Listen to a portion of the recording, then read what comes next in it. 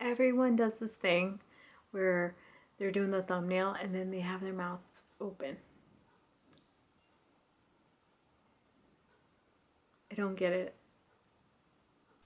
Hey guys, welcome back to my channel. So in the month of April, I read 14 books. All of them were ebooks and audiobooks, I believe, and there weren't any physical copies. I know in my last video I said I was going to read and vlog Sarah J. Maas's Crescent City. This is just the book cover. Yeah, about that.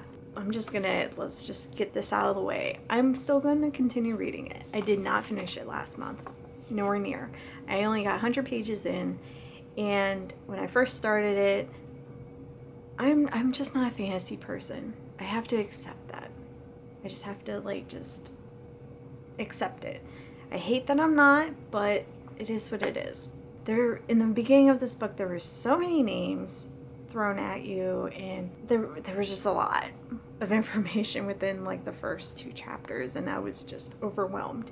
And even when I first opened the book, there was a map, and I've said this before, when a book has a map in it, I'm just immediately filled with dread, because I know there is a lot of world building and I'm gonna get confused. I'm not gonna remember things. Yeah, it's not gonna be a good time, but I'm gonna continue reading it this month because it is interesting. It didn't get to the point to where I just had to continue reading, something big happened in the beginning and I was just like, eh. I'm gonna keep going. I'm not gonna give up on it. Even though it's 800 pages, my word, I'm not gonna give up. Now that we got that out of the way. So the books I did actually finish. I'm part of this, me and my friends have this book club thing we call Quarantine and Read. We read a few this past month, so a lot of these are from that group. And the first one we finished is Under His Rule by Clarissa Wilde. I gave that 2 stars. It was not what I was expecting.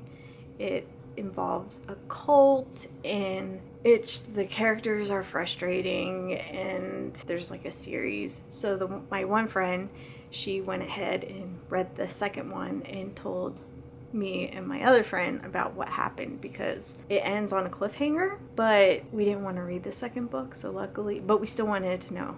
So she did it for us. She bit the bullet, and it just sounded crazy. But it's about a woman who, I barely even remember it. She doesn't remember her past, I think.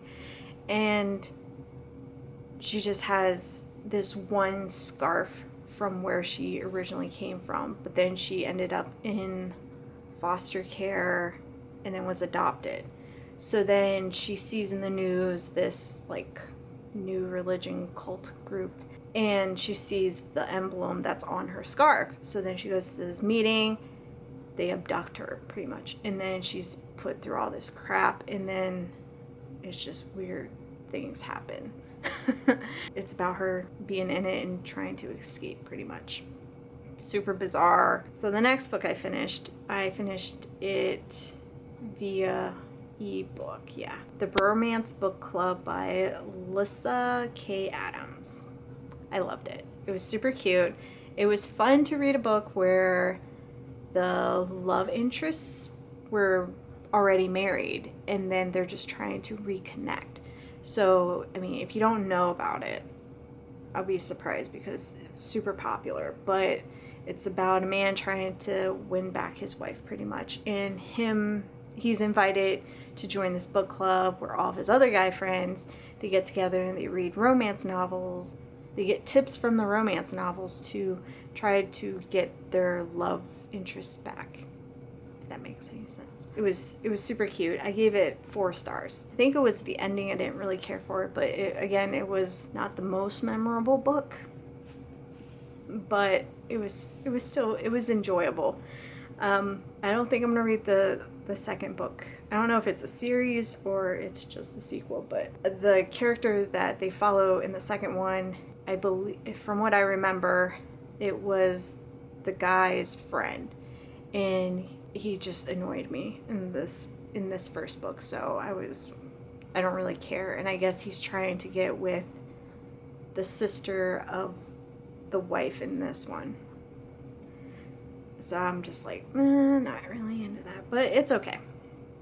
So the next book that we read in my book club is, I picked this one, The Butterfly Garden. I gave it 3 stars. It was just middle of the road.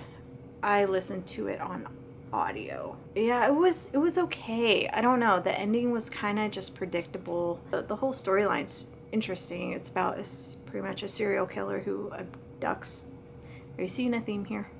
Abducts this woman or this young girl, and he keeps all these girls in this like greenhouse type thing, I think, and he tattoos butterfly wings on the back of them, and then when they die, he encased them in resin and puts them on the wall or in the wall or something, on display pretty much.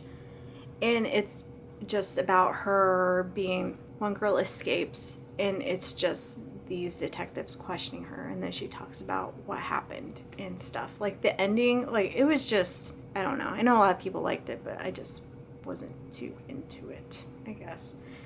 It had weird moments also, and yeah. The next book I got, it was an e-arc from NetGalley. I did a few NetGalley stuff too because I was trying to catch up this past month. How Babies Sleep, the gentle science-based method to help your baby sleep through the night. I gave it 4 stars. I've read and researched a lot on sleep training and stuff. And by this point, we were pretty set in our sleep schedule with the baby, and we figured out what works for him. And right now he's sleep trained. He's awesome. He sleeps through the night. He'll sleep 11 hours through the night, which is 10 to 11 hours. And then he's napping. So in his crib, he's not napping very long. He'll nap 30 minutes at a time sometimes, but he naps. But it was just your average book.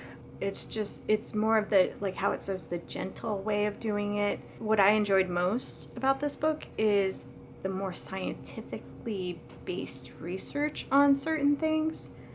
It was interesting because they share a lot of studies that were done with just what sleeping is, and with a baby's sleeps, like our REM cycle and stuff like that, and real life stories of what parents have gone through with babies waking up every hour up until they're like 6 months to, yeah, I can't even fathom what that would be like. Ugh. And the author also put in the book great diagrams and charts that you can look up where it gives like the months, and then it says like how long they should be napping for, how long they should be sleeping through the night, and stuff like that. She has a section or a chapter where she talks about important equipment that you can use and tools that you can have that helps with the process, which I've read on many different websites and other books, but like having a sound machine is really helpful, and how the color of light can affect a baby's sleep cycle. It's like really good to have warmer colors in there at night, like orange and stuff like that. Like this light can do the color that it should be when you're trying to get your baby to sleep. Not that's blue. This is warm, and it like triggers your melatonin and stuff, but blue light, it keeps you awake. That's why they say like don't have screens in your room or be on your phone at least an hour before you fall asleep, because it keeps you up. Yeah, that went way more detailed than I was meaning to. So then the next book I read, it was super short. I read an ebook.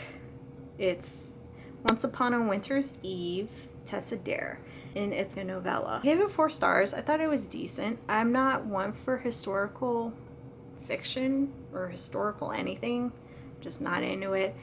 So it was my first historical romance, and it was enjoyable. I think if it was any longer than a novella, it would have lost me and I would have been bored, but it was decent. It's just about a girl at this like academy type place. I don't even know how you'd describe it. A home, like not a home, because it takes place in like the 1800s or something. I don't even 1700s, I don't even know, history.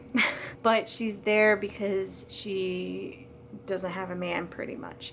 And then they're at a ball. She isn't with anyone. Her parents want her to come back the next day. So then they're having like this ball and she's celebrating with all these other girls, or they're dancing. I don't remember. But while they're there, this mystery man busts through the door, and he's like, he was in the cold water, so he's shivering, and he speaks a foreign language. And luckily, the person that is the main character can speak multiple languages, but then she recognizes him and things happen. So there you go. That's the best I can do from what I can remember, but it was okay. Like I said, I gave it 4 stars, which is better than what I was expecting to give it. So the next NetGalley e-arc I finished was Intermittent Fasting for Women, Guidance and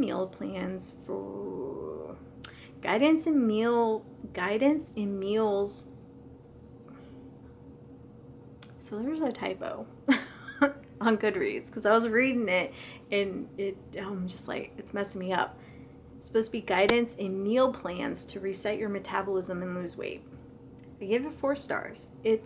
Last month I practiced a little bit of intermittent fasting, and and a little bit of ketoing, and I did lose some weight, but then of course I've gained it all back. Anyways, it doesn't matter. It was a good book. It was very informational.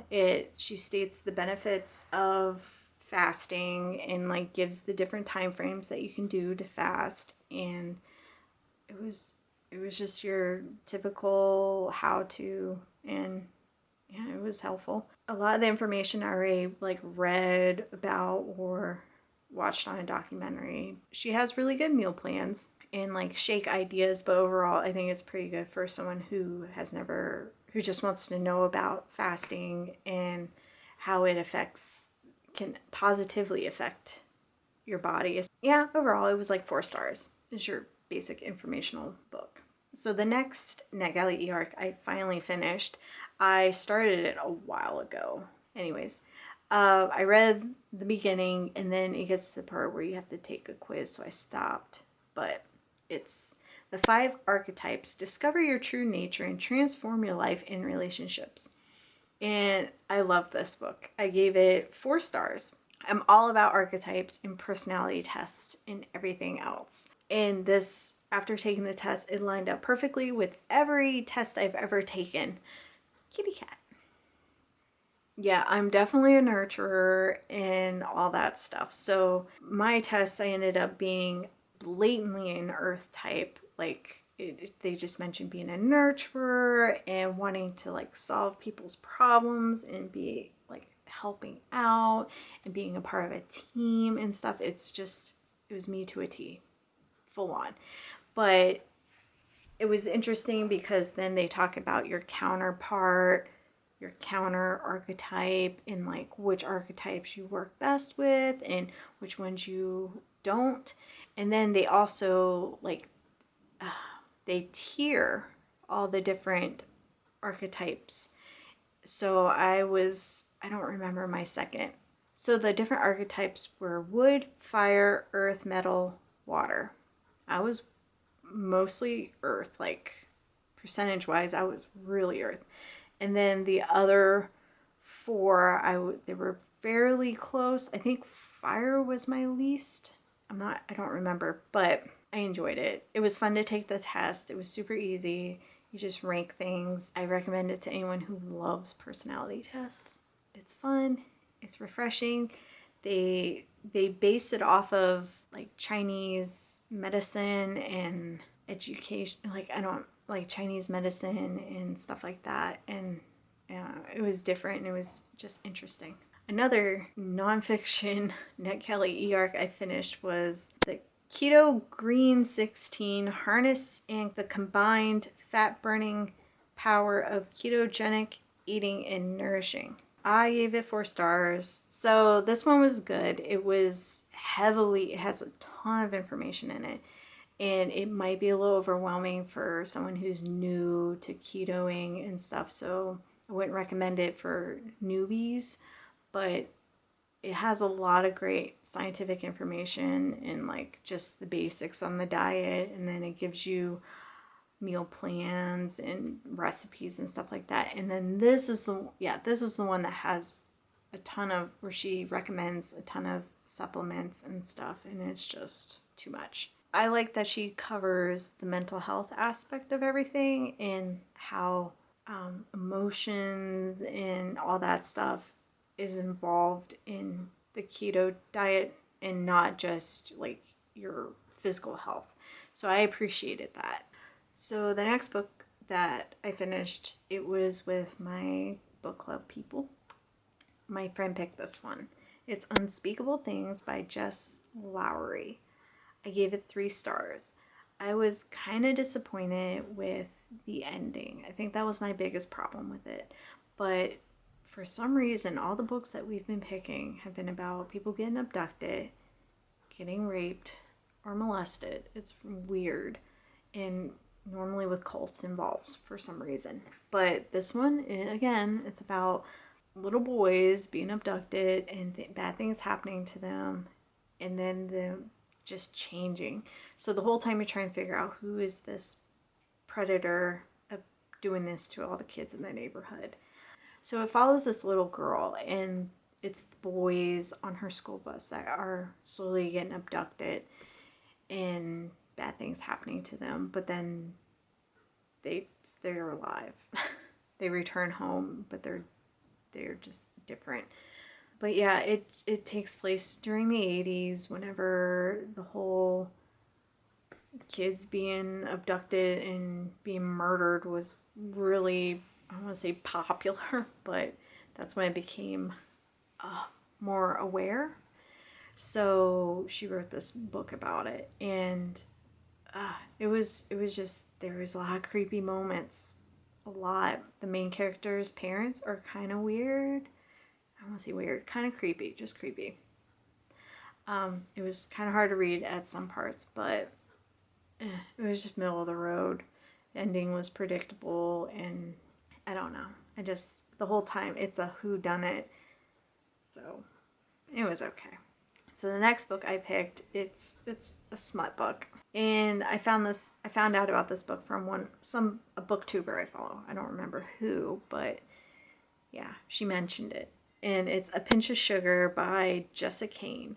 I gave it 3 stars. It's a quick read, but it's just about a girl who unknowingly gets volunteered to be on this baking show, and she pretty much has this thing go on with the host, who is eerily similar to the Great British Bake Off guy. Because she talks about his icy blue eyes and his gray hair, his salt and pepper hair or whatever. Yeah, it's kind of like a daddy smut book.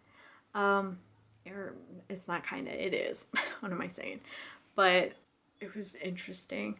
I don't know. Overall, it was okay. It was just, if you want to read a quick smut book, go ahead. And it's about baking, so that's interesting. The next book I finished, it was a NetGalley book, E-Arc, and it's The Attic Tragedy by J. Ashley Smith. It's a horror. I think it was a horror, or supposed to be, but it wasn't scary whatsoever. I just gave it 3 stars, just middle of the road. It wasn't terrible, but it wasn't very memorable. There was like one scene where you think something crazy, like paranormal stuff is happening, but it was just for that one scene, and I was just kind of disappointed with the book, I guess. I was expecting something else, like more with ghosts and stuff like that, but they only dabble in that just a tiny bit. And there's a lot of trigger warnings. So many trigger warnings with like suicide and self-mutilation and rape and abuse and grief and death and just plethora. And you just feel bad for the main character the whole time. They go to school with this girl and they pretty much fall in love with her, and it's just about the relationship. Main character's love interest, her father owns an antique store. So then she would go around, touch things, and she said that she could see ghosts and she could read the items that she touched and knew their history, and she would just go about talking about that. And then she, like, stuff happens with their relationship, and it was just a sad book overall. I wish it did more paranormal, ghosty stuff, but yeah, they didn't. But it was okay. It was middle of the road. It was a short book, but yeah, it was okay. The next book I finished, I'm on a website called Book Sirens, which they also have e-arcs, but I noticed they don't really put new e-arcs up there. But I tried it out. I requested this book and it was okay. It's Lana's Lullaby by Lainey Bynum. I gave it 4 stars. It's a novella. She eventually went on and wrote a full-on book. I don't know if it's a series, but yeah, I enjoyed it. It was interesting. By the end of it, I felt like it was cut short, but I mean, it's a short book, so it's a novella, obviously. But it made me, I wanted to keep reading the story. I wanted more. So that's a good sign. And it's just about a teenage actress in with her relationship. She wants a relationship with her driver, which is weird. But then it's also about she's torn between him and this her male counterpart in a movie that they're playing in, who is closer to her age. So it's just her in between 2 guys, pretty much.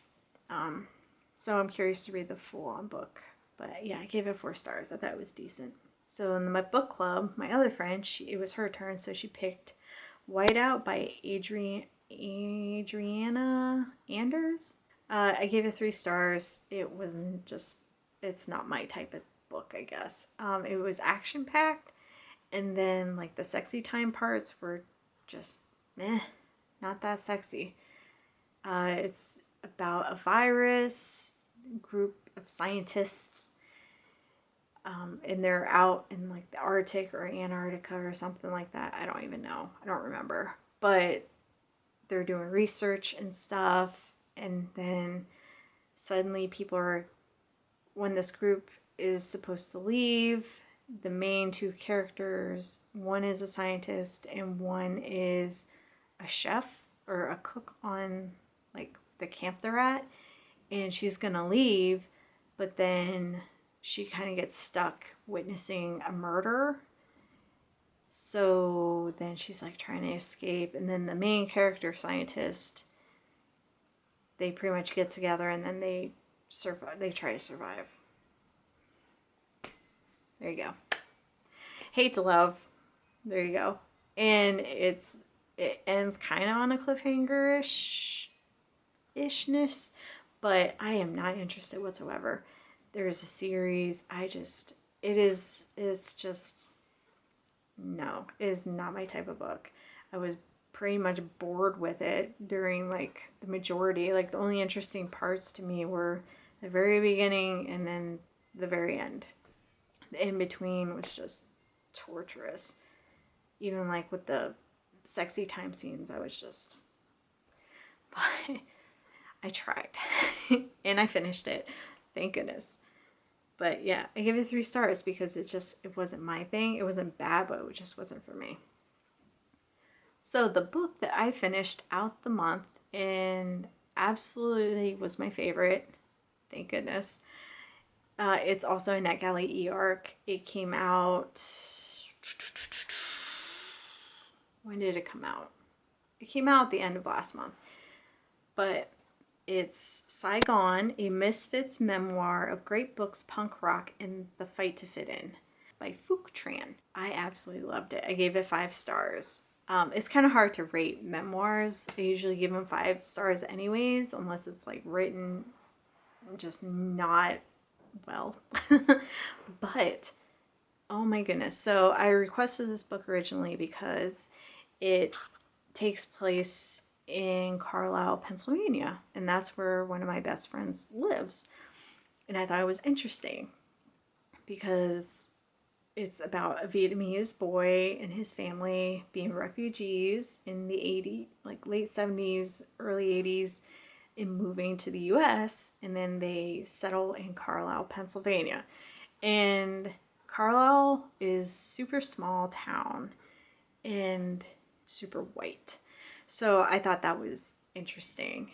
And as someone who's lived in Pennsylvania, though I lived on the western part of Pennsylvania, it was the area I was in was super white also. So I thought this is going to be interesting, but it's just about him growing up and just trying to figure out his identity and his place in the world as a young Vietnamese boy with his parents who are speaking Vietnamese and holding on to their practices and stuff like that, all the while trying to fit in at an all-white school with people who are being racist when sometimes they don't realize they're being racist. And then, yeah, it was just so good. Oh, it was so good. It was so entertaining. The author is hilarious, so witty.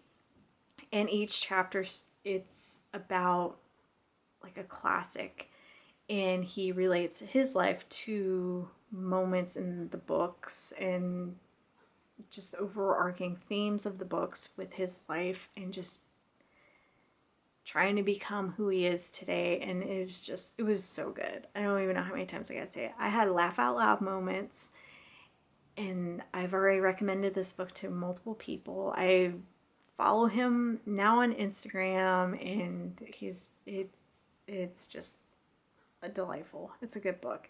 And I just love how he questions what racism is and what really classifies a racist. Because at one point he's like, well, I just made like a joke about my own race, like a racist joke about my own race. Am I a racist? And just, it really is so layered. And I don't really reread many books, but I feel like I'm going to reread this again in the future because that's how much I enjoyed it. And yeah, and it's just awesome that he was he ended up like falling into the punk rock skater kids. And I absolutely love that because that was like my group in high school. So awesome. I could not recommend it more. Like, go get that book if you love memoirs and you want just, yeah, it's so good. So yeah, those are all the books I read in April. For the month of May, it's the 6th right now that I'm filming this, so I've already finished like 3 books already this month, the first week. Yeah. And this month our plan, I don't like doing TBRs anymore because I'm just a mood reader, but one book that my book club wants to read, and it's a reread for me, is Twilight.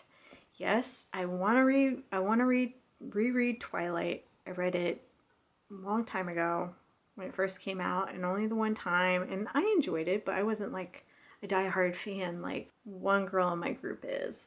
And yeah, it should be interesting because you found out that there's going to be a new Twilight series book coming out in June, I want to say, sometime this summer. BookTube, Book Twitter, everyone's freaking out right now. So obviously we're hopping on that train. And yeah, I'm going to hopefully get a couple of the Twilight books done this coming month. I'm going to listen to the first one. I physically read the first one before, but this time I'm going to listen to it and see how I feel about it. So that should be interesting. And I'm going to continue with Crescent City and try to slowly chip away at that beast. And hopefully I'm more interested in it than I have been. So yeah, thanks for watching. And have you read any of these books? What are you going to reread or read the Twilight series this coming few months, like every other person under the sun, it seems? Let me know in the comments down below. So yeah, thanks for watching, and I will see you guys later.